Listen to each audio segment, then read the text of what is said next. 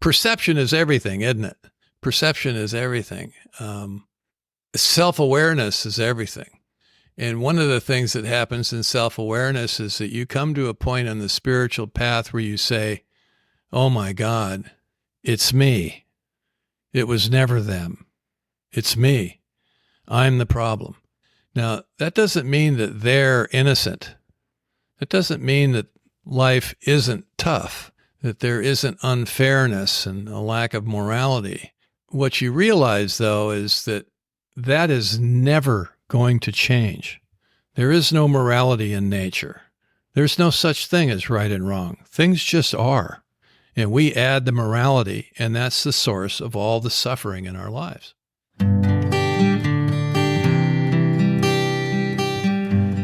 Well, hello, friends of Bill W. and other friends. You have landed on Sober Speak. My name is John M. I am an alcoholic, and we are glad you're all here, especially newcomers. Newcomers, that is, both to recovery as a whole and newcomers to this podcast. Sober Speak is a podcast about recovery centered around the 12 steps of Alcoholics Anonymous. My job here on Sober Speak is simple. My job is to provide a platform to the amazing stories of recovery all around us. Consider Sober Speak, if you will, your meeting between meetings. Please remember, we do not speak for AA or any 12-step community. We represent only ourselves. We are here to share our experience, strength, and hope with those who wish to come along for the ride. Take what you want and leave the rest at the curb for the trash man to pick up. Feliz Navidad. Feliz Navidad. Feliz Navidad. Y prospero año y feliz Navidad. I want to wish you a Merry Christmas. I want to wish you a Merry Christmas. I want to wish you a Merry Christmas from the bottom of me heart. Oh, 'tis the season. I think I've been waiting to sing that all year. Anyway, greetings from Studio AA, deep in the heart of Texas. That was our old friend, Mr. Bill C. Well, I'm not calling him old. He's been on the program many times here. Anyway, that was Bill C. That was his voice that you heard at the beginning of this episode, and you are going to hear, just so much more from him in un momento. But first things first, this here episode is, it's made possible by Alan and Renee and Laura and Tim. What, you may ask, did these aforementioned people do? Well, Alan and Renee and Laura and Tim went to our humble little website, www.soberspeak.com. They clicked on the little yellow donate tab, and they made, you guessed it, a contribution. So thank you so much, Alan and Renee and Laura and Tim. This here episode is coming right out to you'ns. Feeling a little restless, irritable, and discontent. Is it discontent or discontented in the big book? I can't remember right now. But anyway, feel a little bit of, are you feeling restless, irritable, and discontent? I've heard some people call that the RIDS, the RID. Well, if you are, you have landed on the right podcast. We are here to help you with those restless, irritable, and discontented feelings that you have. And I'm so glad that you have found us. I, John M., just another bozo on the bus, will be the chairperson for this here meeting between meetings, and I am truly honored and privileged to serve all of you listening in. Do you know that this particular podcast is recommended by 4 out of 5 12-step sponsors? It's not. I just completely made that up. But if we did do maybe I should send something to the General Services Office in New York and ask them if they could send out some sort of memo regarding my podcast and ask them if they recommend it. What do you think the chances are they'll do that? I'd say slim to none and slim just less town. Anyway, so we are here. What else to get you caught up on this week? I don't think anything. And you're probably thinking to yourself, good, John, just get on to Mr. Bill C. Well, we will do that. Here we go. Mr. Bill C is back on the program here again on this here episode number 323. Bill C is from Torrance, California, and we are calling this particular episode Perception is Everything. We'll catch up with Bill a little bit about what's been going on since the last time we spoke. Gosh, it's been over a year, I'm sure. We just talk about online meetings and how that has changed Alcoholics Anonymous, and mainly for the better. We talk about anonymity, changes in the fellowship over the last few years, and how all of us have attempted to navigate those changes. We talk about Bill. He talks about getting older in Alcoholics Anonymous and what that means to him and the fears that brings about. And we talk about how we are never too old to work the steps, and there are no, quote, levels in Alcoholics Anonymous. So everybody, please help me to welcome, without further ado, Mr. Bill C. And we will have plenty, listener feedback at the end of this here episode. Enjoy, Bill. Oh, and I'm sorry before we get to Bill, one thing I forgot to add is that we're going to have another big shindig. And when you say shindig, John, what do you mean? Well, we have a Sober Speak live event coming up on January 12th. That is a Friday night at 6:30 p.m. here in the North Texas area in Frisco, Texas. So we're going to have it at the Grace Avenue United Methodist Church. And if you need info on that, or the address or whatever, first of all, I'll be sending out some emails, and if you're not on the email list, go ahead and write me at John, JOHN at soberspeak.com, and we will get you on the email list. And the featured guests that evening are going to be Cliff G of AA and Lori G of Al-Anon from Oklahoma City, Oklahoma. And what else do I need to tell you? Oh, childcare will be provided. That's kind of a cool thing if you're in the area. And but we want to get lots of Al-Anons out to we always get the alcoholics, but I want to see lots of Al-Anons and people who are maybe not even in the program, right? Just kind of an exposure to Alcoholics Anonymous, exposure in the right way. But anyway, if you want to know more about the event, go to soberspeak.com and click on the events tab, and you will see all of it. And this particular event is sponsored by the Frisco Fourth Dimension Group. We meet on Saturdays at noon at the same church where we're going to have this event at the Grace Avenue United Methodist Church. If you ever want to join us, it'll start at 6:30 p.m. It's going to last 2 hours. And the title, or I guess you call it a title. Yeah, the title of the event is The Family Afterwards. So it's going to be Cliff and Lori talking about the family afterward. Obviously, that's some of you may not know that is a chapter from the big book of Alcoholics Anonymous. But anyway, let me go ahead and say one more time again, without further ado, here is Mr. Cliff G. And if you have any questions on what I just talked about earlier, once again, just email me at John, JOHN at soberspeak.com, and we will get you all the deets, as the kids say.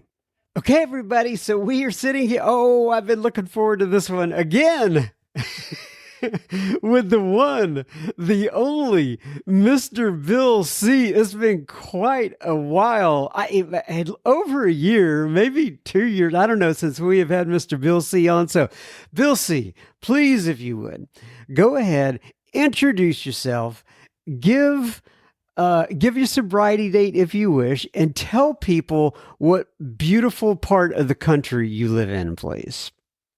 Hey, everybody. I'm Bill. I'm an alcoholic, and I'm sober since March the 27th, 1985, in the beautiful suburb of Los Angeles called Torrance, California, right near the ocean. And we your have home... no weather here. It's always mild and sunny. That's right. The place where you want to be a weatherman, right? Or a weatherwoman. And that home group of yours is? The Hermosa Beach Men's Stag. And has that been around since you have been sober? I've been going there 38 years. I think it formed sometime in the late 40s, early 50s. Wow. It's an old meeting, yeah. And it's a once a week meeting, is that right? Once a week. It's at 8:30 at night on a Monday, and it's an hour and a half with no break. It's a real AA meeting. You're doing it the right way there. Yes, we're correct there. And as you know, we always say a little prayer before we start. And today I just said a little prayer, and then you ended it with, tell them what you ended it with. God, Please help me to remember to turn the microphone on next time. Because we were having all sorts of technical difficulties trying to figure out why Bill's mic wouldn't work right. And one time, I'll never forget this, we said a very similar prayer. I said it, and you ended it up and you said, and this time, God, we really mean it. We really mean it, yes. Because sometimes we don't really mean it. So we've been trying to get together here and record with each other for I don't know a couple 3 months, something like that. Your schedule was off, my schedule was off. We were never able to do it, but finally we were able to get some time on a Saturday here to sit down and make this recording. But one of the reasons we haven't been able to record as much, and for you at least, is you've been traveling a lot, right? Yeah. Okay, so I believe you've been going out to. Okay, so take me from kind of. Okay, there's a couple things I want to talk about. Number one is your. I know that you're high risk where COVID was concerned, so you were really, really locked down during the height of the pandemic. But then things kind of loosened up, and then you started to travel, and you've been traveling more. And when I say travel, I'm traveling with AA and going to conferences and all that sort of stuff is what I meant. So take me through that period, that progression, how that played out, and you're back in the scene more, and just talk to me about that. Well, in February of 2017, I had a liver transplant. So I take anti-rejection medication, so I have a suppressed immune system. And I'm old. I just turned 76, so I'm a prime candidate to get knocked off. So I really sequestered myself, and I've been vaccinated 6 times, so I'm a true believer in I grew up in the 50s when we got vaccinated for everything. Right. So, all this fear of vaccination, I just don't get it. But anyway, just in my case, I've been vaccinated and I really hibernated. I stayed away. I didn't want to get sick. I didn't want to die. And then when everything loosened up and I thought, it's time to get back out there. I can't hide forever. And so I started traveling. I started saying yes to some invitations, and I would wear masks on the airplane. Try to be careful. And then you show up at the AA event, you just start slobbering all over people. You just can't. It's like ridiculous, It's like, and I was many times I've said when I talk, I said, "But it's sure good to be here. I hope I don't die." It's like at some point you just, And then finally, at the end of last year, I actually caught it. Anyway, but it wasn't bad. I got over that, and I'll tell you something. It's we've talked about this before, but I think the Zoom thing has given the world more access to AA than it's ever had. I think it's been a net positive thing, but it's sure good being back live, being with everybody. But my home group now is a hybrid meeting. We actually have two big screen TVs and a hip microphone in the middle of the room. And we've got like 20, 30 people that are on Zoom that are from around the world. I've been bragging about my home group and they started showing up. Yeah. So when it came back live, we didn't want to lose those people. We got people from New Zealand, Australia, Texas, New York, San Francisco, Seattle that come to the meeting regularly, New Jersey. So, and they share and they participate, So while we're on this subject, I know there's going to be people listening right now going, I'd like to go to that meeting. How would they be able to join remotely or well, you can contact me, I'm Bill C at kitchentableaa.com. My phone number is 310-529-2123. If you're really interested, you can text me or something. I'll give you the link. You can show up, We'd appreciate it if you'd be a man, and I know that's kind of a debatable subject these days, but, it's a men's meeting but you're more than welcome. If you'd like to come, reach out to me and I'll give you the Zoom info. Perfect. So I kind of interrupted the flow of what you were saying there. So you said Zoom, the net of it has been a good thing. Yeah. And was there anything else you wanted to say on that before I moved on? Well, I think that, I've traveled the world a lot in Alcoholics Anonymous over the years, a lot. And I've been around a lot of different places and done conferences and workshops and retreats, and my sponsor and I and several other guys, not just me. I mean, it's a lot of people that go out there and people invite us to come. And in a lot of areas, you have to realize that most of the world doesn't have speaker meetings. The average AA meeting is an hour long, and there's a leader that leads for 5 or 10 minutes, and then it's participation. That's the normal AA meeting. And when I got sober in 85, raised in Southern California, where there's a lot of speaker meetings, and sometime later, I realized that didn't exist on the East Coast of the United States. There were not a lot of speaker meetings. And in comparison, there's still not as many as there are on the West Coast. I don't know why that is. It just, AA grew up on the West Coast. It grew up on speaker meetings. And there's always been a lot of speaker meetings. And I got raised going to a men's stag, which is not a speaker meeting. I went to a book study. But there was always a big speaker meeting on Saturday night, one on Wednesday night, and they were all over LA. LA is very populated. So I grew up listening to people tell the whole story. And you would get to hear different varieties of sobriety, different ways that AA works. In one case, you'd hear a guy tell a 30-minute drunk-a-log and then 10 minutes of getting sober and his life just got better. Then another time you'd hear a guy talking about how to work the steps. Somebody that's a real big book dude, right? Yeah. So you'd get to hear this variation of involvement in AA. And there's lots of different doorways and different approaches. But I grew up listening to that. The rest of the world hasn't heard that. Now, in large parts of the world, the big book is not a big deal. The sponsorship is not a big deal. People just get together and they kind of go to their meetings together and hang on to each other and don't drink, and talk about how their day went. Now, you can argue about that, whether that's good or not, but that's the way it is in a lot of areas. Now, the Zoom thing happens, right? The online thing. We shouldn't talk about Zoom specifically. There's many different forms of it. At first, it was FaceTime. It was the different technology. But the virtual meeting, the virtual thing, that whole thing, it hits, and everybody there's no more meetings anywhere in the world, right? People are forced to get on this thing. And what happens? They start hearing this stuff.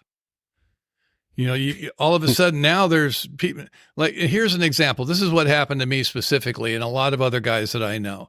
This guy reaches out to me from Ireland. He's a techie guy. So he's been listening to talks and he's been up on recovery speakers, XA speakers, the different sources. And over the years, he's been sober a while. He's listening to this stuff. So he's in Dublin. Just outside of Dublin, he has a group meeting that he goes to, about 30, 40 people. And he talks them into having a speaker show up now that they're on Zoom, right? Because they're shut down too.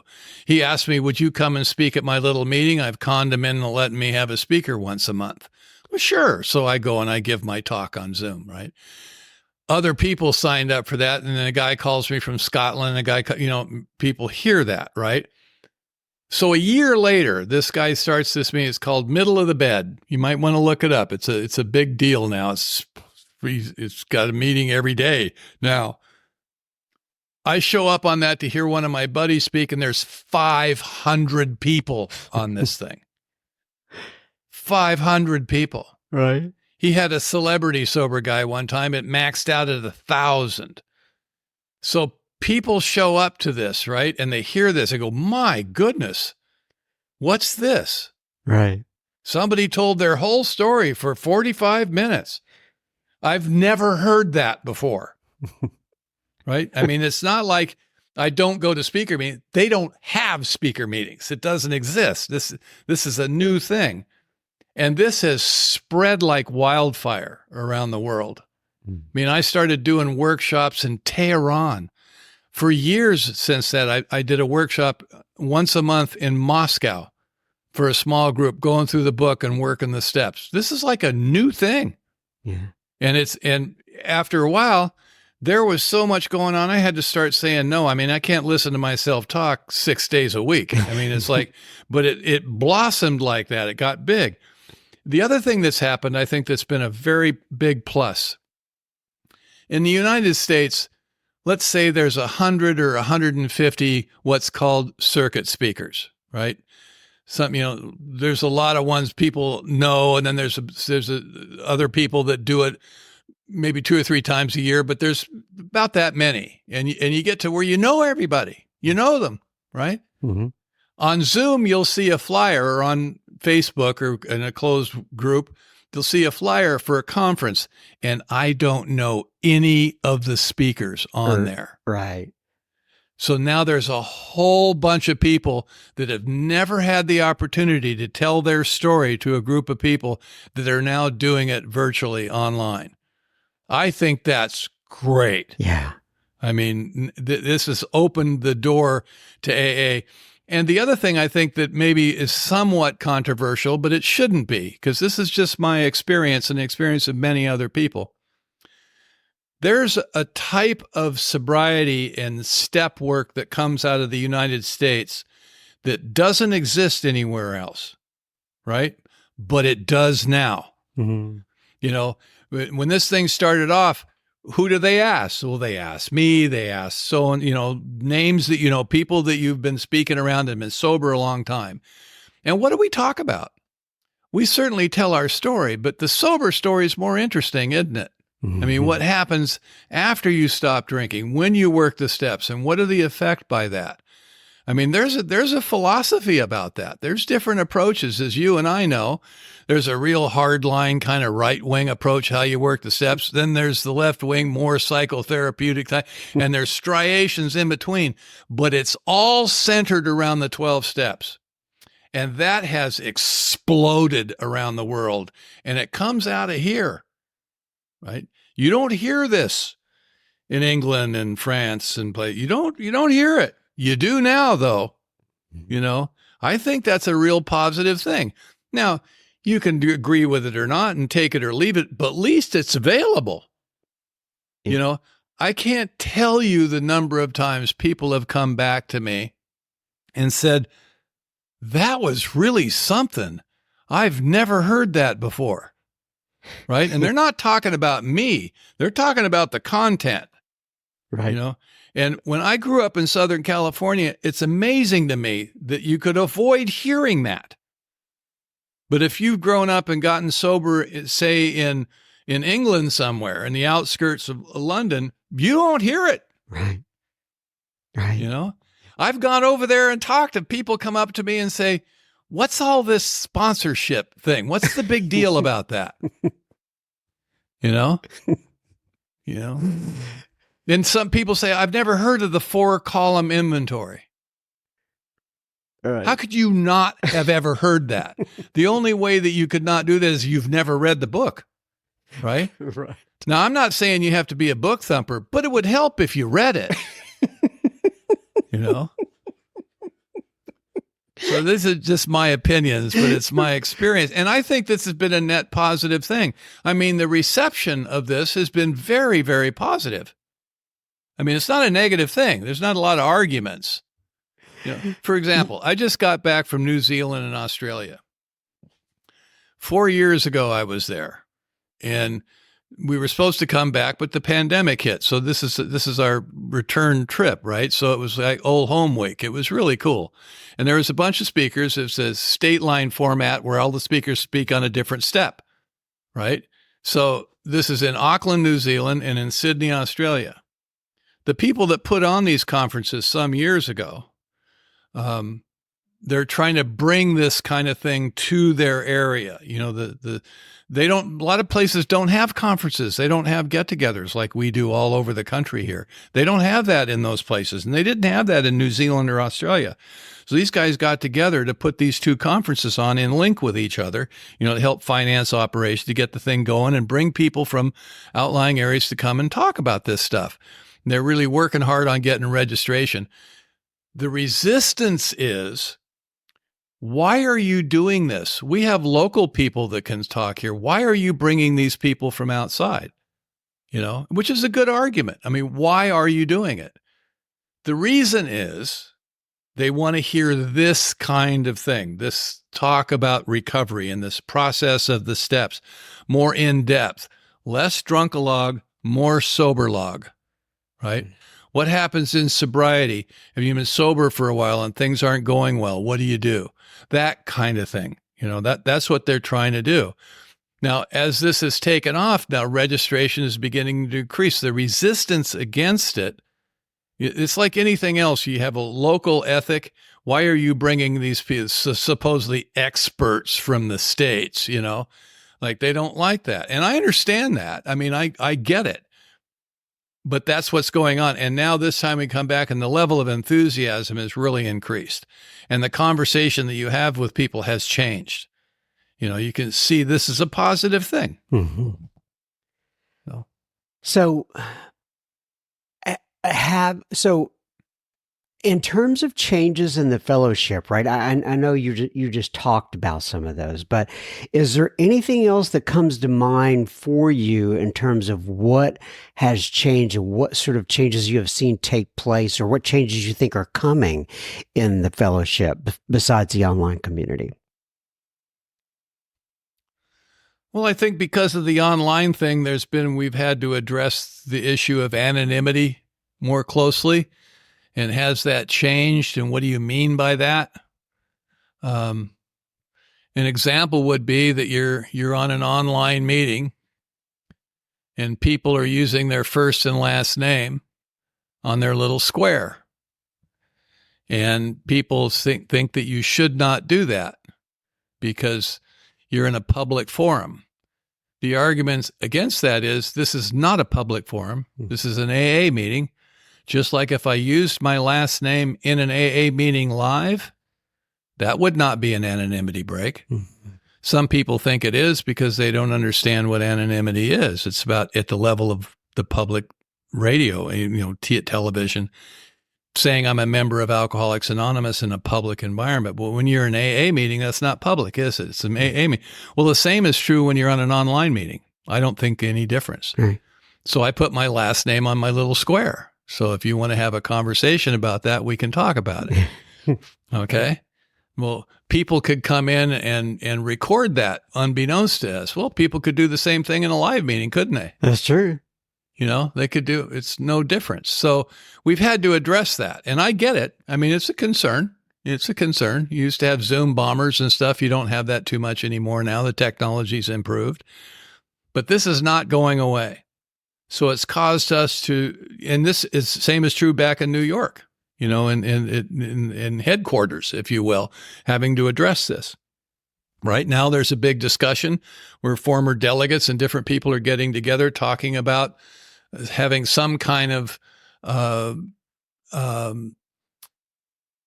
category in the general service structure for the online situation. There's different discussions of how to do that. Should there be a separate area or district or something, because this is not going away, nor should it.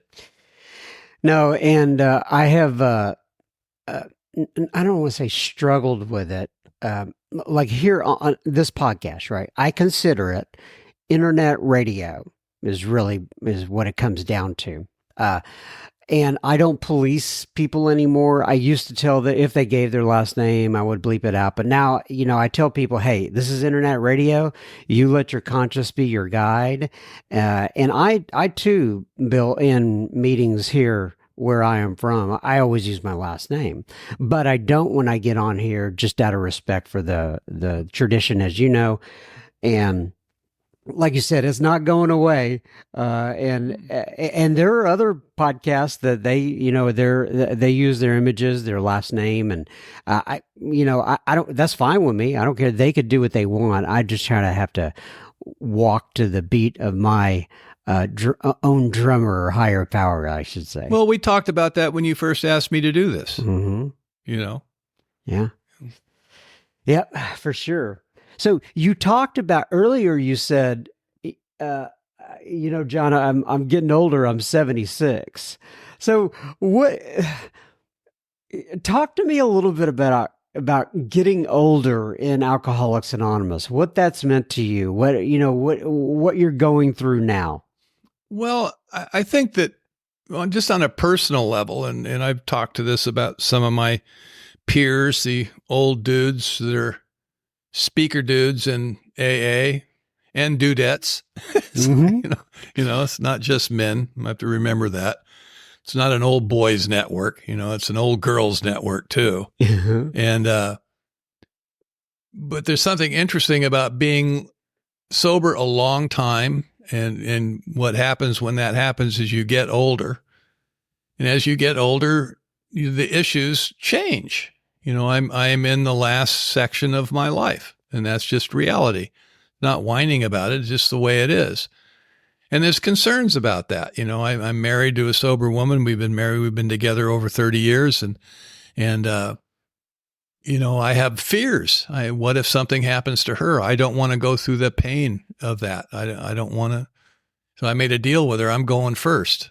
Damn it. And, but there's fears and concerns. I have fears and concerns. Now, you can get to a place where you think that you've transcended certain things. Like I've done the steps a bunch. I take people through the steps, so I don't necessarily have to do it myself. Now, you don't say that out loud, but that's kind of how you're behaving, And I'm a meditator, and one of the things I've learned in meditation is that these thoughts that come into my head aren't necessarily who I am. I don't have to go where these thoughts want to take me.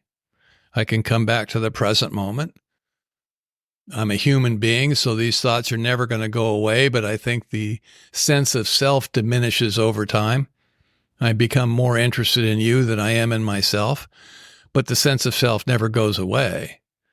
Now, what I can do is what somebody said in a meeting the other night is hiding out in the present moment, which I thought was a great way to say it. And I think what I've been doing is I've just been ignoring these thoughts. I don't go with them. I just come back to the present. And that works up to a point, but pretty soon I'm just kind of hiding out. These fears and concerns I have about getting older, my relationships and stuff, they're real. And at some point I have to really look at them and deal with it. Now, how do you do that? Well, the 12 steps is a really good way to do that, So at some point I have to not think that I'm working the steps because I'm guiding you through them. At some point, Bill has to sit down and do his own inventory and do his own fifth step and really look at the issues in my life. Now, I will tell you that I really don't have any resentments. And I think there might be some truth to that. I think I've things have changed in my life. I don't carry around a lot of anger and resentment, Doesn't mean I don't have conflict, but it doesn't really affect me that much anymore. Like I don't have the rage I used to have. But I certainly have fears. Mm-hmm. I have fears, and I can couch them into, well, I'm not really frightened. I mean, they come up and then they pass. I have fears, right? And I think what I've been doing is not acknowledging that. And one of the ways I can begin changing that is like sitting here talking to you about it, or people, the friends of mine that come over in the backyard and talk about what's really going on, expose them to the light of day. Well, even that's not enough. I need to write them down and really look at it and get some guidance from someone else. I've had the same sponsor for 38 years. Maybe I should use him, right? Maybe that would be good. Yeah. Him and I have had this conversation. It's like, so I put together a group. We're going to go use this Stratford Men's Group format that Bill Shaberg put together, the guy that wrote the writing of the big book. And we're going to do it as a group. And these are people that have been sober for a while, not new people. And I'm not the leader of the group. We're going to do this together, and we're all going to do an inventory, and we're all going to, and so that's what's really going on with me right now, is that it's time for Guru Bill C to work the steps himself and not just talk about it, but do it. Right. And it's been a while. Yeah, I understand that. In fact, I've been going through some of that myself lately with some fears, right? And I wanted to talk to you about, okay, first of all, you send out, it's been a while since I talked about this, but you send out a daily email. And for people that are interested in having that daily email sent to them, they should write you at Bill C at kitchentableaa.com. And you will get them on that list. I think Sure. The only thing that you ask in return is you say, where are you from? You like to know kind of where people are. I like to know the city and the state because I can categorize it by areas and see who's what. Yeah. Or country, right? But country, yeah. One of the emails that you sent out, this was actually on July 12th, okay? And you know how it is. It's just like sometimes when people are in a particular state, or I am in a particular state, and I have fears going on inside me, you never know exactly how things are going to impact me. But this was one of them. First of all, it said the first thing in the email was, and explain to people what the email is. It's usually 3 quotes, right?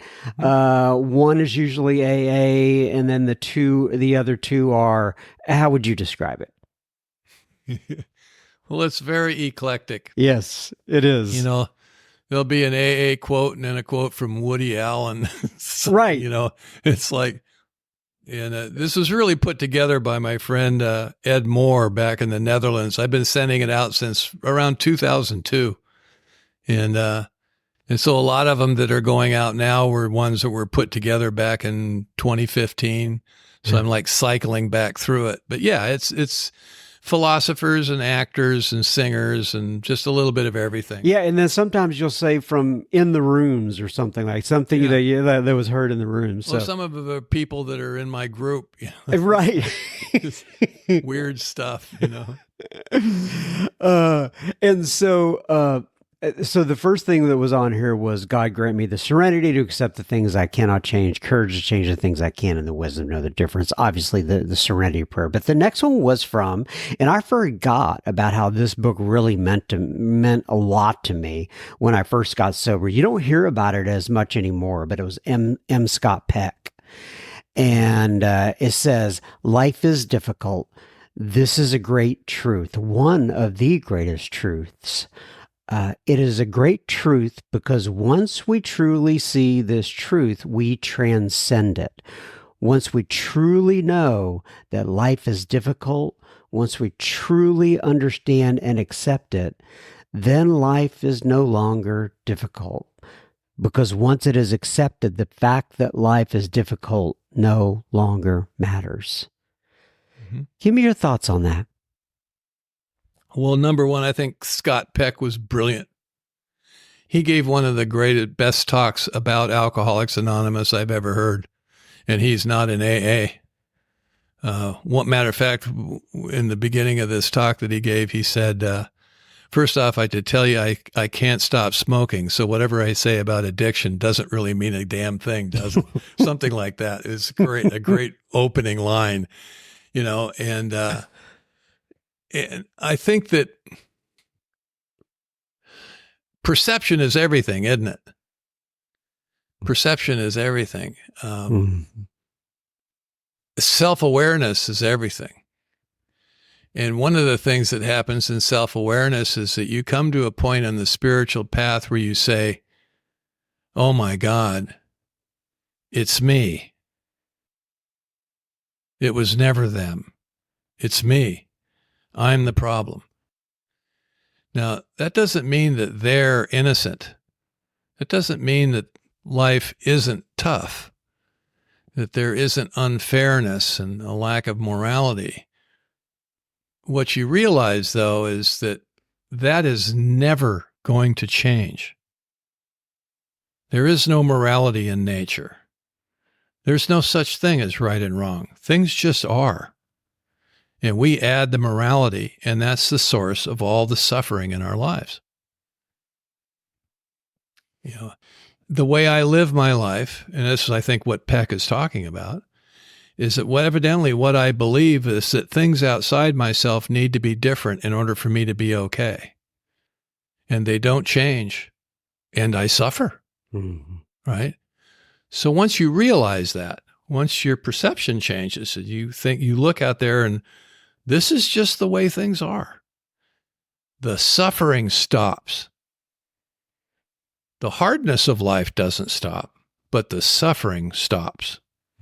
I stop the blaming, and I realize, more importantly, none of it is personal. It feels like it's all happening to me, and that simply isn't true. It's just happening. It's not focused on me. It's not happening to me. I just happen to be in the blast radius of what's going on, but it's not personal, right? And I think that's what he's talking about. I mean, it's like you can have a hard life, and a lot of people have hard lives.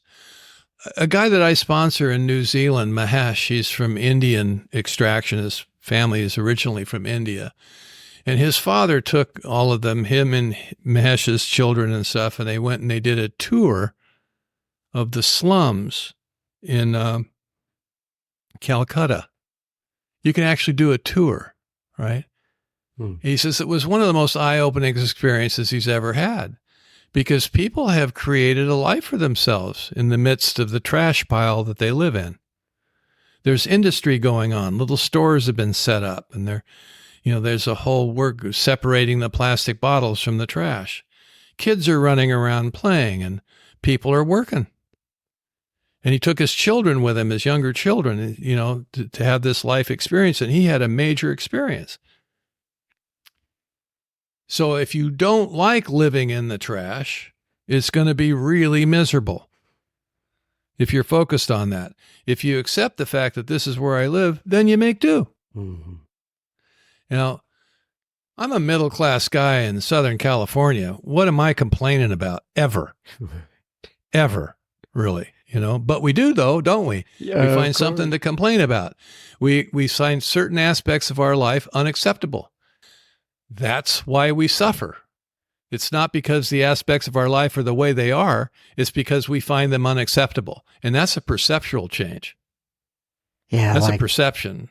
That doesn't have anything to do with what's going on. I've just determined that it's not good. Right? Yeah, like Dr. Paul used to say, right? If we focus on the solution gets better. If we focus on the problem gets bigger. If we really get how powerless we are, acceptance just happens. There's another email that I wanted to bring up. This was from early October, and it says, there was a couple of quotes in here that I really liked. The first one was, Uh, it's a quote from Alcoholics Anonymous, page 61, and it says, "Is he not a victim of the delusion that he can wrest satisfaction and happiness out of this world if he only manages well?" And then at the end of that, and I hope I hope I have the name right, Brahm Roos, it says, is that a he? Brahm, do you know? I believe so. Brahm says, "I'm in the action business. God is in the results business. When I am trying to control the results, I am playing God by trying to do his job." And so the title, the subject line of the entire email was "relax." And there's another longer one from Marianne Williamson. But I mean, you try to kind of categorize these various quotes, best you can, to where, this one's kind of about relaxing, taking it easy. You don't have to manage well. You don't have to do God's job. Just have faith, like Marianne Williamson in here says. So give me your thoughts on that. Well, it's back to the previous one. It's like things are the way they are. Life is just unfolding right in front of me. It's not unfolding from me. I am not the author of what's going on. There seems to be a cycle of life, just the way things operate, and humans are part of that, yet somehow we think we're above it. We think we need to manage what's happening. I doubt that. Now, I've been in business for a long time, so being the manager is second nature to me. I'm a decision maker, and applying this in my personal life has taken me a long time. That, I am not in charge.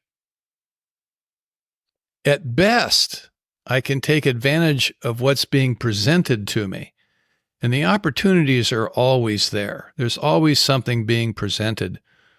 If I'm so focused on what I want that I ignore what's being handed to me, I'm going to miss a lot of opportunities.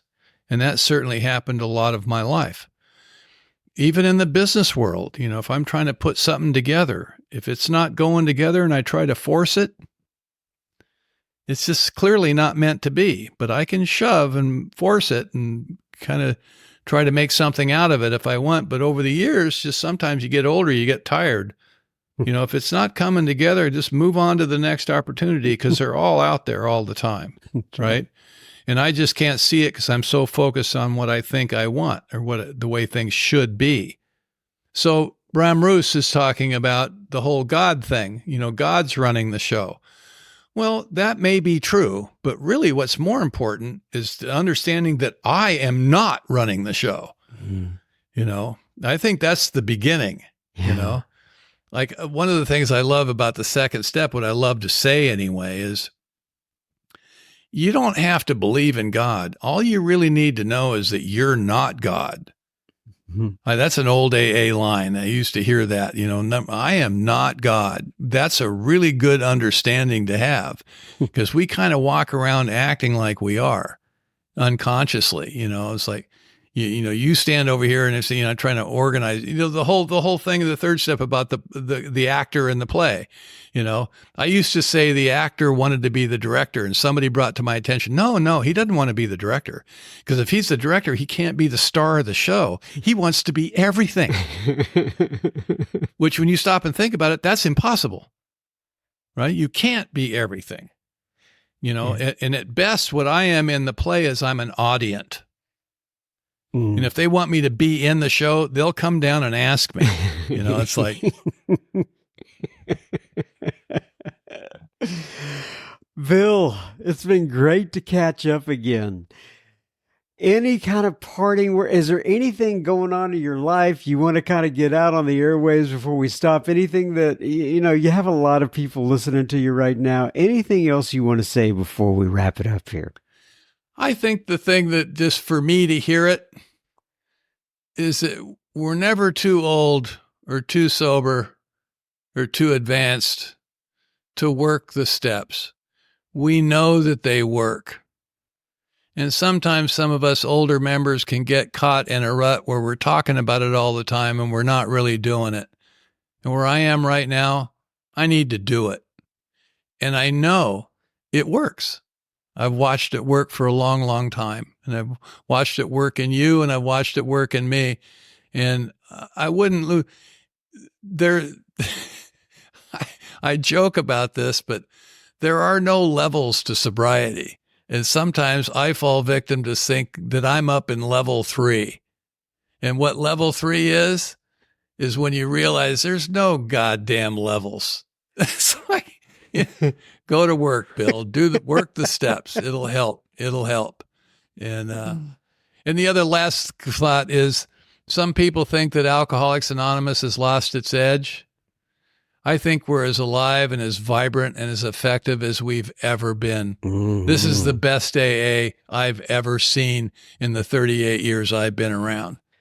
So, amen, brother. Into it. Amen. Yeah, amen. Thank you, John. I am with you on that. And the one thing that I would be remiss not talking about just here real quick before we wrap this up, and that you came down to a conference recently. It was in Texas, and it was only like an hour and a half from me, and I wanted to make it, but I couldn't because we were having a family vacation. But I know during that conference, Charlie P was a honored Charlie Parker. I can say his name now. He passed. Yeah, Texas man to man. Yeah, Texas man to man. And I'm sorry I missed you there. Very emotional. Yeah. I would have just loved to be there, both to see you again and also to, be able to honor Charlie. But gosh, he is certainly, I get emails was a dear about him friend all the time. And a great force in Alcoholics Anonymous. Anybody out there that hasn't heard Charlie P., look it up. Yeah. And you could hear him. He's all over the place. If you just do a Google search, if you want to listen to him on this podcast, you can. He's about, 6 or so episodes, and what a wonderful man. What a legacy. What a legacy. I got that from you, actually. I think I texted you on the day that I learned he had passed, and you said something to the effect of, what a legacy that man left, and I agree. All right, let's wrap it up with page 164 from the Big Book of Alcoholics Anonymous. It says, abandon yourself to God as you understand God. Admit your faults to Him and to your fellows.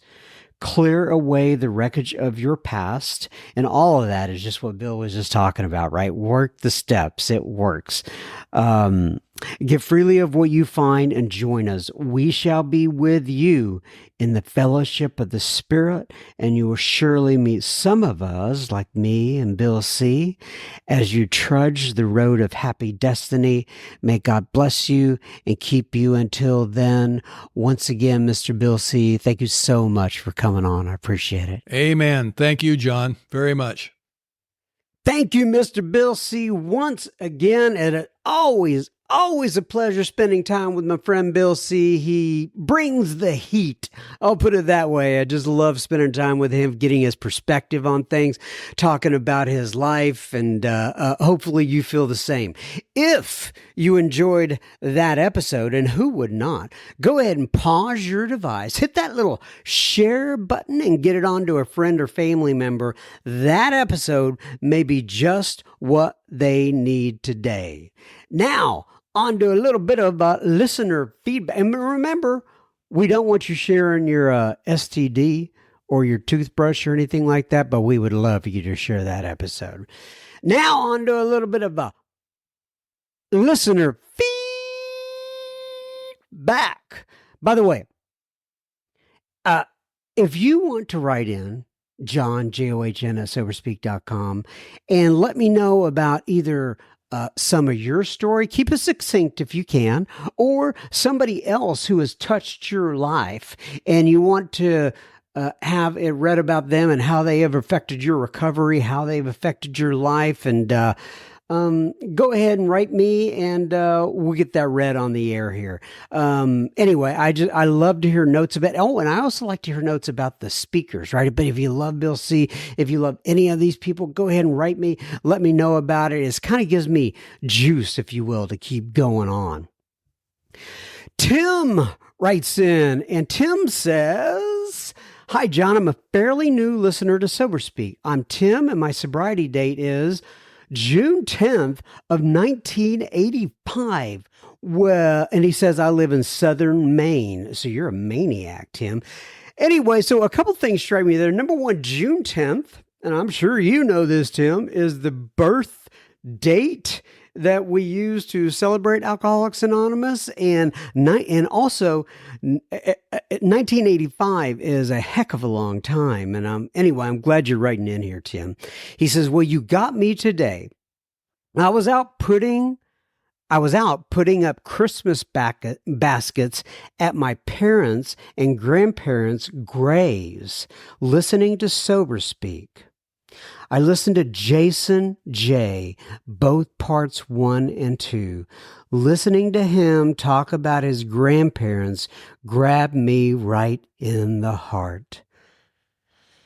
Oh, wow, Tim. That is so cool to think about that.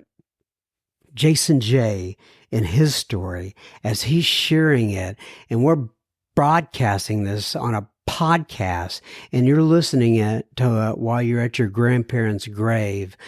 Wow, we're all so connected. So cool.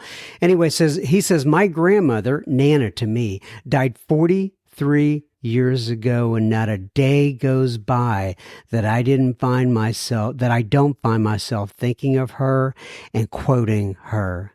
She lived a life, and sometimes she could be quite salty. She was the most important person in my childhood. I was listening to the podcast about Jason's grandmother, how Jason's grandmother loved and cared for him, and I found myself sobbing. It really touched me. I'm looking forward to hearing more, John. Thanks for what you're doing, Tim McBee. Well, Tim, God bless you. Thank you for writing in, and thank you for telling us what you were doing and talking about Jason J and your grandparents. And I think that is just absolutely fantastic. Thanks for writing in. Maya writes in, and Maya says, Dear John, despite never meeting you, you have become one of my absolute favorite bozos on the bus. Well, thank you, Maya. I think that's a compliment. I have a bit over a year and 2 months sober. I have a sponsor. My sponsor has a sponsor. And this week, I reached out to my home group sponsorship coordinator, adding my name to the willing to sponsor list.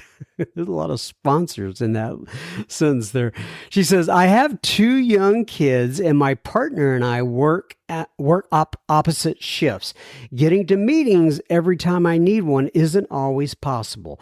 Coming out of a 30-day treatment center, I knew that could be a potential problem, and I was scared. My first day back home, I found SoberSpeak, and it has been my tool in my sobriety kit that I use multiple times a week. You and your guest have saved my sobriety. Oh, and in turn, my life, she says, on more than one occasion. Oh, Maya. Anyway, God bless you. She says, I am eternally grateful for that. Thank you. With so much with so much gratitude and affection, Maya H. Well, Maya, you can't see me right now. I'm doing a little namaste hands and bending forward toward the laptop. And I just want to tell you that I appreciate you. Thanks for listening. We're all connected together. And your email meant so much to me. Thank you. Thank you, Maya. Mike writes in, and Mike says, John, you're doing a great service and I respect you for it. This is Mike S. from Maine with 40 years, Mike S. Well, Mike S. from Maine with 40 years. I got 2 letters from maniacs this week. My goodness, you guys have a lot of alcoholics up there in that area. I appreciate your very kind words, Mike, and I respect you too. And congratulations on your 40 years. My goodness. That is just absolutely fantastic. Okay, everybody. That right there is, what is that? That is another episode in the can.